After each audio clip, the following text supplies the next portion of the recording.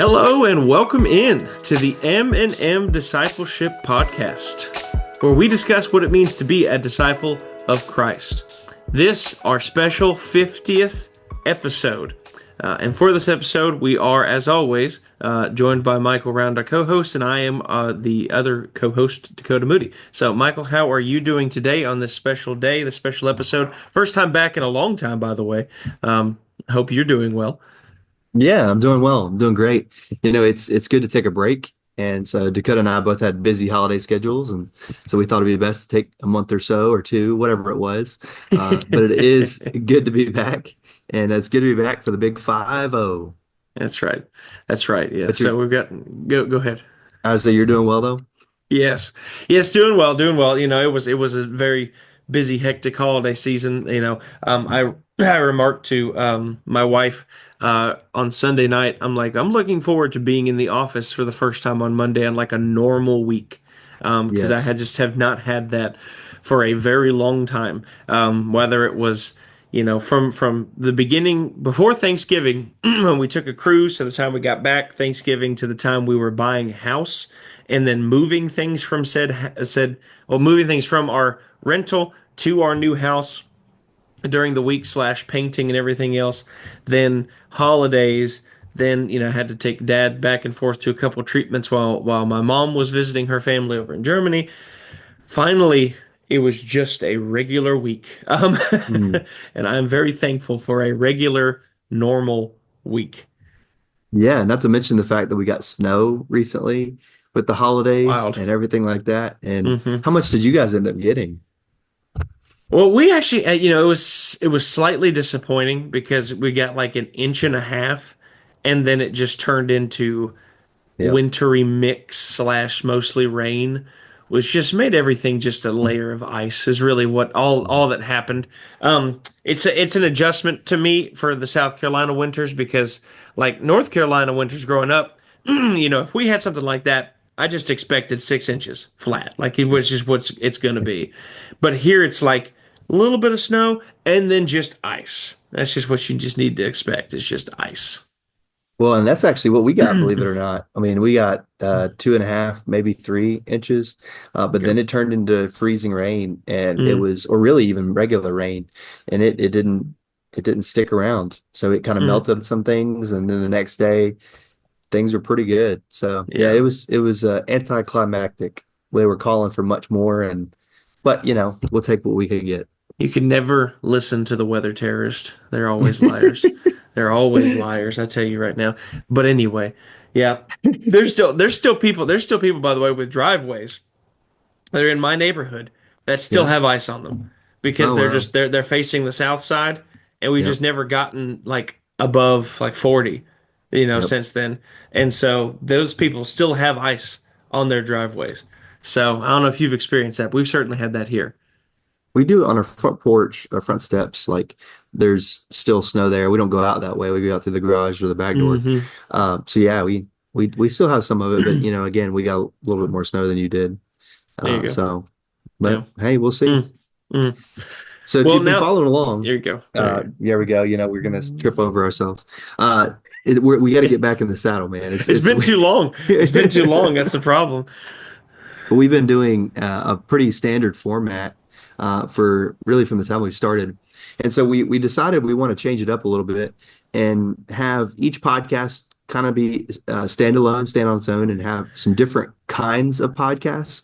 On down the road, we want to do some interviews. We want to maybe talk about apologetics, or talk to missionaries, talk to other ministers about the state of ministry, just various things in general. Talk to missionaries about what the Christians are doing in other parts of the world.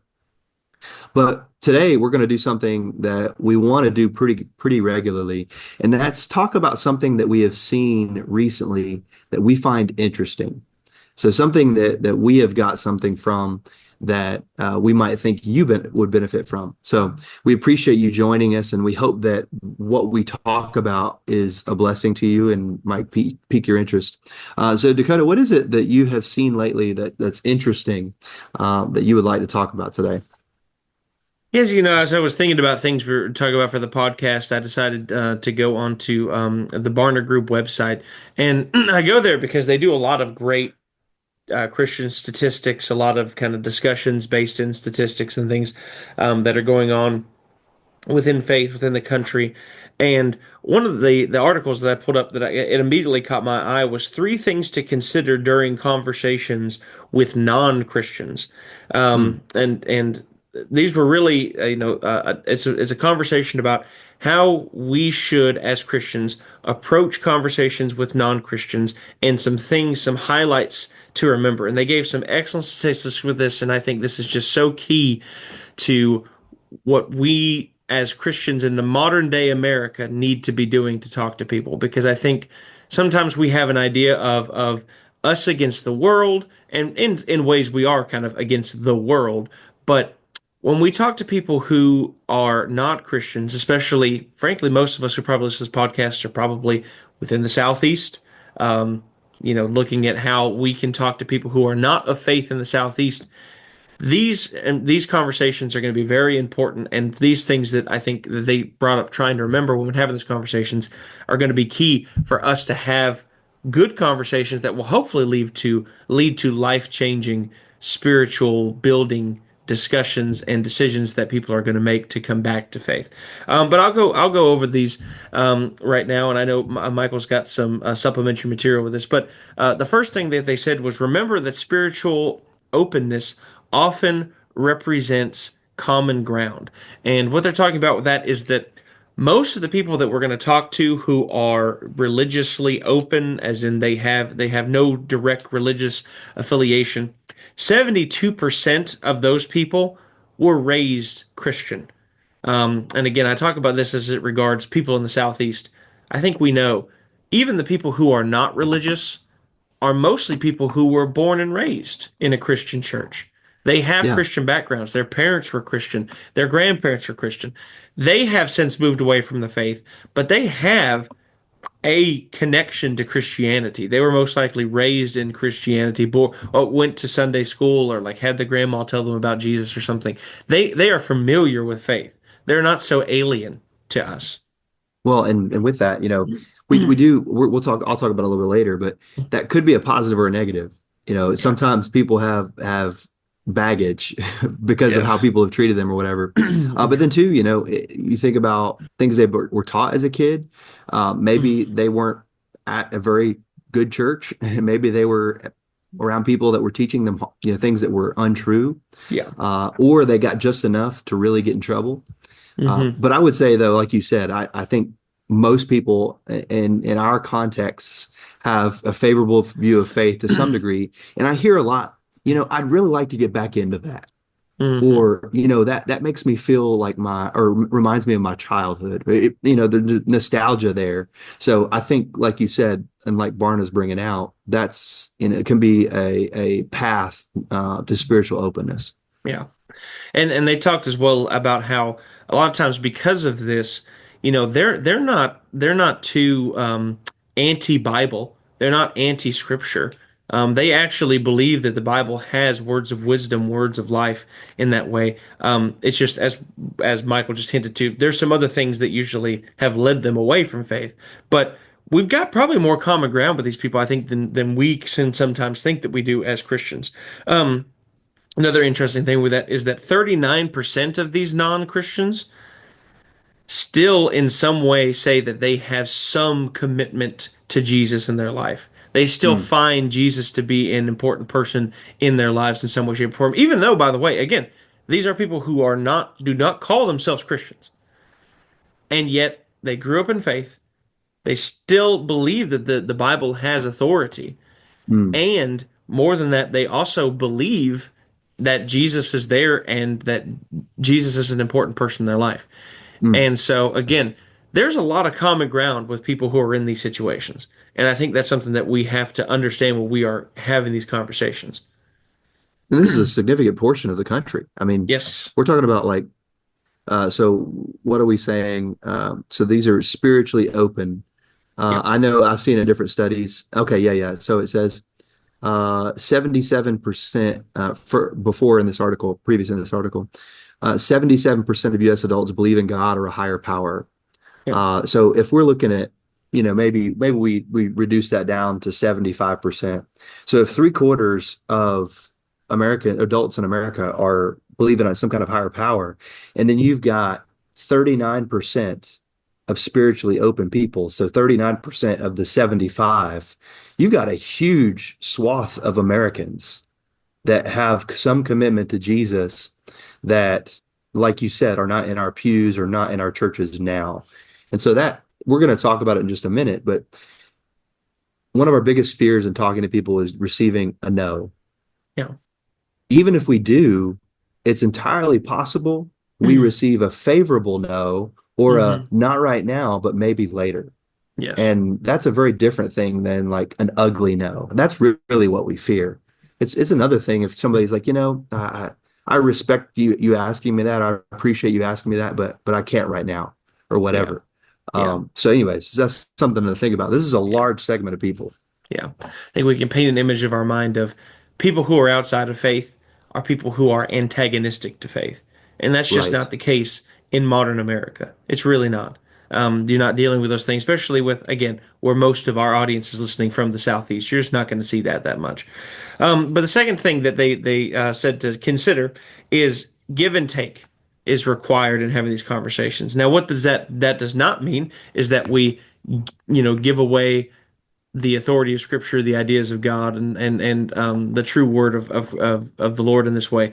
That's not what they're saying. What they're saying is that we need to be ready to listen to what they have to say, and instead of giving our personal thoughts on what they say, we just listen to their experiences on faith and spirituality.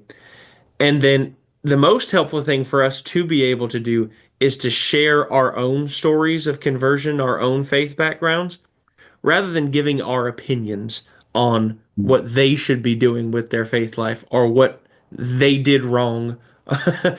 Because that's when we become almost an aggressor in that way. We then minimize what they had to say, and we put ourselves in a position where we are looking down at them. And that is not what we want to be doing when we're having these open discussions about faith. Instead, we need to be listening first. And if we share something, we share our own background of faith. Yeah, no, that's a really good point. And when you listen to people, you probably realize they have different questions than you thought they would, Absolutely. or they have different beliefs than you thought they would. So you might not have to go over things you thought you would, or you might have more common ground than you think you do, Yes. even among people of different faiths altogether. Yeah. So yeah, making sure that we listen. And two, I think about in our society today how lonely people are and how much people just desire a friend. Yeah. And I'm there. I'm there too. Like it's not that we're immune to this. Like Mhm. so much of our world, we're just looking for good friends. And so if you can be someone who listens to another person and is there for them, you will be able to gain influence with them that will allow you to talk to them about Jesus. Yeah. Absolutely. So listening, asking questions, that's one of the best ways we can find out what is probably the main reasons why they are not a Christian, why they are not willing to give themselves to faith. But then two, we can also make a connection with them that they're going to be much more likely to be able to come to the words of Christ if they feel like they have a meaningful relationship with us. Because I've heard it said before, we fall in love with God's people first, and then we fall in love with God. That's not always the case, but I do think that there is something to that. Somebody Mm. who is on the outside of faith, they're looking for community, and they find it in church, and once they find that community, that's when they can see God. So I think that's hugely important for us to be able to listen and love in that way. And the last thing that they mentioned of the three things to consider is that actions, of course, speak louder than words, and how important that is when we're having these conversations with people who have left the faith or people who are non-spiritual, because one of the main reasons, pretty much the main reason why people who either have left the faith or are, non-spiritual, but they see Christianity and they don't want to be a part of it, is because of the actions of Christians. And there's a lot of statistics that back this up. We talk about how they actually interviewed three groups of people. They interviewed groups of people who are Christians, groups of people who are non-religious, so not Christian or anything else, and then people of other faiths. And they said, why is it that you have doubts within the Christian faith? And the most amazing thing is one of the main things that made even Christians doubt, the second leading thing, was hypocrisy that they've seen among fellow Christians or the church, the organized church that they've been a part of. Give that Even percentage. Christians, yes, 22% of Christians have doubts, and Mm, because of the hypocrisy they've seen. mm, mm. That's pretty huge. Oh Um, yeah. 26% of people of other faiths have said, "Hey, why are you skeptical of the Christian faith?" And 26% of people of other faiths have said, "Well, it's because of how Christians act And that's in a the hypocritical manner." number one excuse or Number one reason. excuse for people of other faiths. And then this is the craziest one. And this is where we really need to talk about this. 42% of people of no faith are non-Christians that we're talking about, are nons. 42% of them say that the reason why they doubt the authority of the Christian faith, why they don't want to be part of the Christian faith, is because of the hypocritical actions of Christians and churches. Mm, 42%. By mm, far and away the leading cause as to why they are not members of a church or a member of the church, of mm, the Christian faith in that way.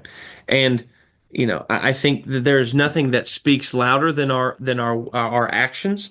We mhm. can shout from the rooftops as many times as we want to that we love God and love one another, but so many people have experienced something different. And of course, every time we have these conversations, I do think there needs to be a preface on the fact that we, we are not perfect people. We are broken people.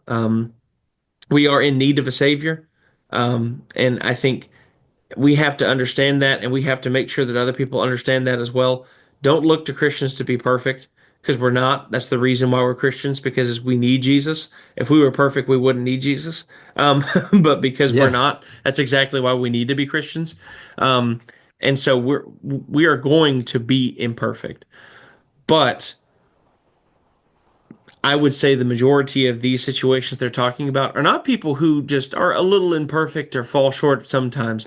It's people that have been purposefully hateful, that have been um, who have not seen the impact of their actions on another person, who have prioritized their own thoughts and feelings over somebody else's, and they've seen whole churches be gobbled up and swallowed up by this exact thing, and it has caused them to lose their faith and be a religious non, even though they profess in some way, shape, or form a commitment to Christ.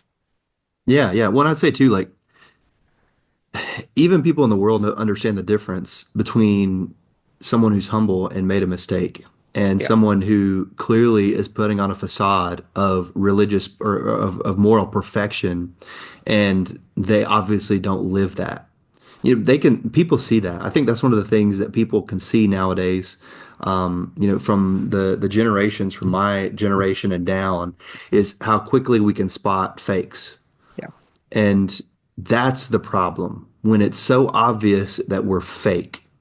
The difference being that if we're humble and we acknowledge that we sin, we make mistakes, and we try and make those mistakes right. If we know we said something hurtful to somebody, we actually try and follow up and apologize and admit it. Or if we know we did something wrong, whatever, we try and make it right. Not that we can in every situation, but there's a difference, and people Yeah. see that. But it's remarkable that the numbers are that high. Hmm. Yeah, and I think to your point, I think we need to constantly be looking as to how we can live a gospel lifestyle, and a Mm, gospel lifestyle is to put others before ourselves, as Christ put others before Himself, put us before Him, and I think most of the time when we have incidences in the church where people are hurt by the hypocrisy of the church, it's usually not because of like scandals. We always think about scandals. It's usually because somebody was just mean. Somebody yeah. was being selfish. Somebody was putting their interest before somebody else's. Somebody got hurt because, their kid was somebody did something wrong to their kid, or somebody did something wrong to them. Somebody said something in a Bible class. Somebody said something behind someone's back because they felt like their feelings were hurt and they needed to lash out, or something along those lines. Where again, people are prioritizing their feelings, their thoughts over somebody else, and Mm, because of that, things got blown up, and all of a sudden people have left their faith and they're mm. religious nuns at this point because they can't give themselves to they don't want to be part of Christianity even though they love Jesus and they love the Bible. They don't want to be a part of the Christian faith because they can't love Christians who couldn't prioritize others over Mm, self. mm. And I think if there's one clear message throughout the New Testament, it has to be to put others before yourself. And I think that Definitely. has to be constantly the attitude we have within churches, within faith, because when we begin to be selfish, and we think only of ourselves and our thoughts and interests first, that is a quick road to causing real problems that could cause people to lose their faith in salvation. Mm. Yeah, definitely. And I just want to put a cherry on that, on top with some further statistics to back that up and give us a scale of what we're talking about. And after I share this, Dakota, if you could be ready to share, some applications of what we can do with all Yeah. of this, I think that'll be a good way for us to end. But I shared this with Westwood a few months ago, so forgive me for hearing it again, for sharing it again. As of the middle of 2024, so just the middle of last year, 28% of Americans were religiously unaffiliated. So these nuns that we might talk about, they have no religious preference. The Pew Research Center has done studies on why people are nuns or have no religious preference, and 67% of nuns, so two-thirds of them basically, it's because they either question a lot of religious teachings or they don't believe in God. So that makes total sense. Two-thirds of people that don't have any faith or any religious background, whatever, or not religious background, but religious preference currently, it's because they don't believe in God or don't believe. Well, that makes sense. But the other alarming part is some of these contributing reasons, kind of like what Dakota said, but 55% of nuns say they are religiously unaffiliated because they don't like religious organizations or they've had bad experiences with religious people. Mm. And so if somebody is doubting the existence of God, and then people come along and treat them poorly and are just openly hypocritical, then that pushes them over the edge. It might not have been the primary thing, but it's a contributing reason. And like Dakota said, it might cause someone to walk away from the church and they may never come back. Excuse me. So think about that. If 28% of Americans are nuns, so more than a quarter, and over half of them, 55% of them, say the church is why they are non-religious. You multiply that out, the 55% of the 28% of Americans who aren't religiously affiliated, you end up with over 50 million people. So this is not just 10 people or 1% of our country. This is a large portion of our country who have religious hurt. So I think this creates some opportunity for us, kind of summarizing what we've talked about. They have an openness to God, the existence of God. They have an openness to Jesus and maybe even have a commitment to Jesus, but they have been hurt by others. And so for us, this is an opportunity for us to show them the love of Christ. And so, Dakota, how do you think we go about doing this? Yeah, and to your statistic, I just think that's mind-boggling because I think a lot of times we can just think about, well, these the people who are not Christians. It's a growing portion of the population, but I think we think about that a lot of times with people who are of other religions, people who are converting to Islam, or maybe people who are leaving faith and becoming atheists. Well, the fastest growing spiritual group in this country is not any of those. It's the non-religious people. It's the people we're talking about who make up 90 million people in this country. And as Michael talked about, 50 million people of that are people who grew up in faith, grew up in the church, and have since left, usually because of things like church hurt. How can we show our love to them? How can we reach out to them? Well, I think it's by doing some of those things we talked about here, remembering that we do have a lot of common ground with many of these people. Again, these statistics are going to be overly skewed in the Southeast, by the way.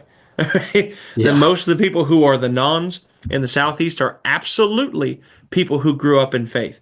Realize we've got a lot of common ground, but also realize that they want to be listened to, not talked at, but listened to, because they've had a lot of spiritual people talk at them. Hmm. We need to be people who listen with care, and then we need to make sure that our actions are speaking louder than our words. Whenever we talk to them, what we show them in our lives, that's what Hmm. they're going to see, what we show them, what we present to them. And we can tell them as much as we want to, hey, we want you back at church. We want you to find a church family. I'm sorry you had your church hurt there. Come into our church and it'll be much better. But if they find the same things that they left the church for to begin with, whether in us or in our churches, man, are they likely to stay? I don't think so.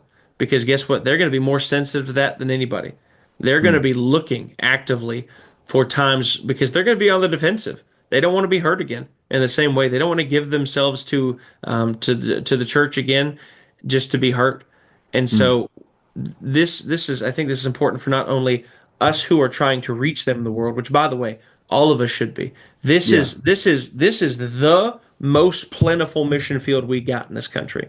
Yes. 50 million people, and this is a ripe field.